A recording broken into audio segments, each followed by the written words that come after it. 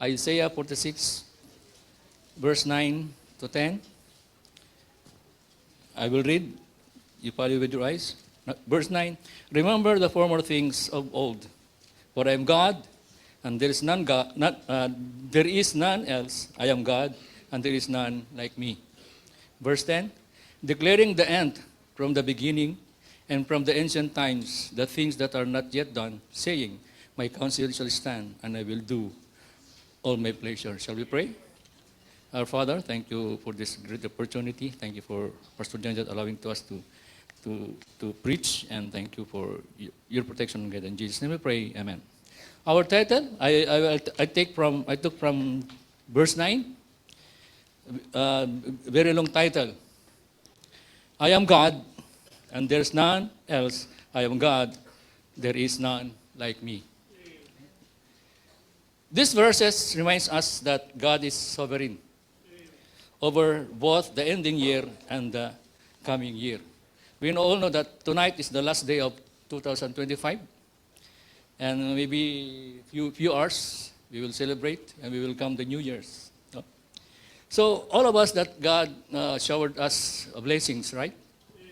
Some people they received the free of salvation, the free of God's salvation, and some of us are financial blessings, and all of us, and we receive that. And point number one, looking back. God was faithful, right? Amen. Some says that God is still God, no? That always with us, and from the January 2025 until now, we're still alive. And that's the great blessings for us, right? Because God is faithful. No? Even some of us are unfaithful sometimes. We accepted that in our obligations or our services to the Lord. We are unfaithful. Sometimes we are maybe tinatamad tayong gumawa, no? Especially in the Bible studies and the worship services and everything. Sometimes we neglected all these things, but God is still faithful to us. No? God knows everything, even our trials, no? Blessings, and especially the lessons that we can get on that trials and blessings. No? Some of us, they are on the trials right now. No? Sometimes may sakit. Sometimes determined from their respective jobs. And some of us are malapit na ma-terminate. They receive already their termination. But still, no, God faithful to us. No? We still breathing. No? Our heart is still pumping. No? And 2025 is still, malapit nang matapos. No? Kunting kimbut na lang, 26 na. No? And the problem is, tatanda tayo ulit ng isang taon. That's the only thing na ayaw nating mangyari, pero it will come. No? In Lamentations 3, no? Can you put on the screen? So, it will not... Lamentations chapter 3, verse 22 and 23. Very popular, this verse. It is of the Lord's mercies that we are not consumed, because His compassion fail not. And verse 23, they are new every morning, great is thy faithfulness. Amen. You know, every day in my life, I live one day at a time. You know, when I get up in the morning, when I open my eyes, I thank God, because I'm still appreciate His creation. No? And before I sleep, I don't have plan. No, because I don't know what will happen in the morning.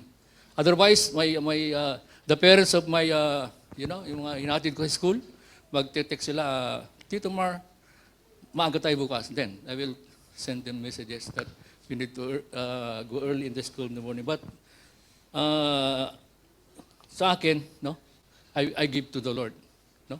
When I open my eyes and I move my body, and everything, my breathing, I thank God, because still, I appreciate, Lord, thank you for this great morning. Thank you for your creation. I appreciate all those things that we need to be to honor God and everything. No? So looking back, God blesses us. No? Everything we receive and trials, sickness, and everything that God given to us. No?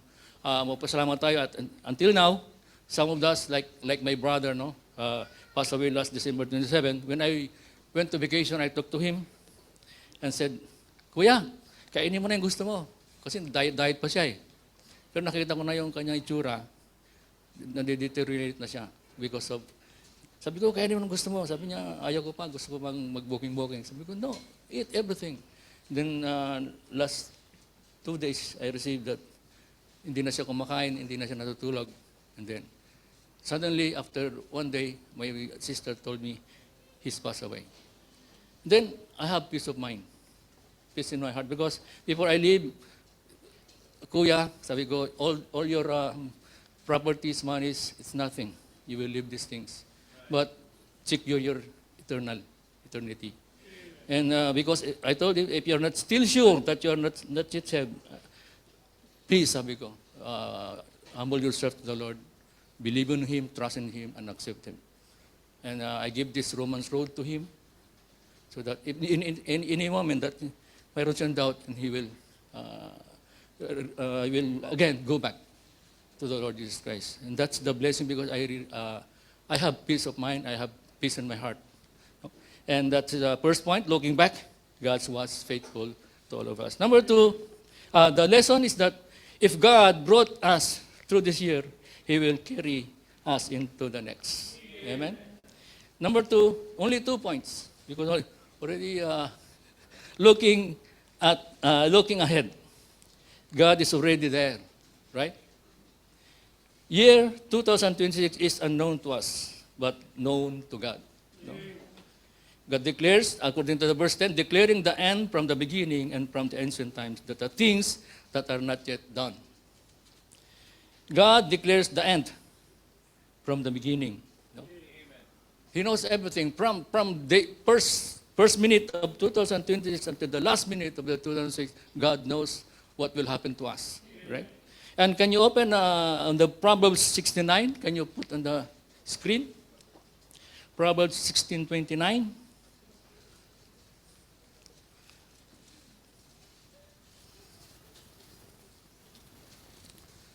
Proverbs 16:29.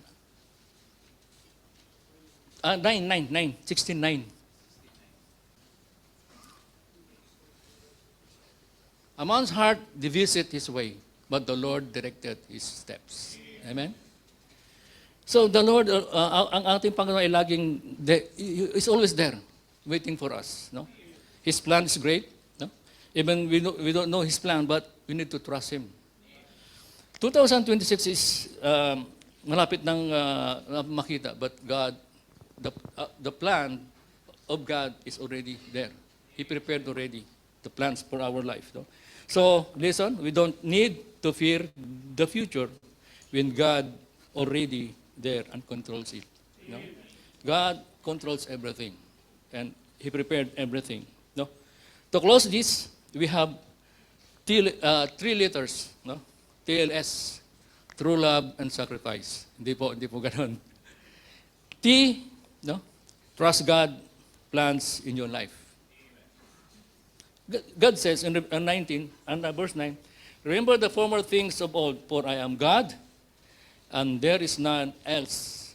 I am God, and there is none like me. You know? Trust God's plans in your life. L, leave your burden to Him. He will carry for you. He knows who you are right now. Ano pang dinadaanan natin. He knows from the beginning of 2026 until end. He prepared everything for us. As a step into the new year with faith, not fear. Because He was, He is, and He will, our God. No? In Revelations 1:8, can you put last verse? Revelations 1:8.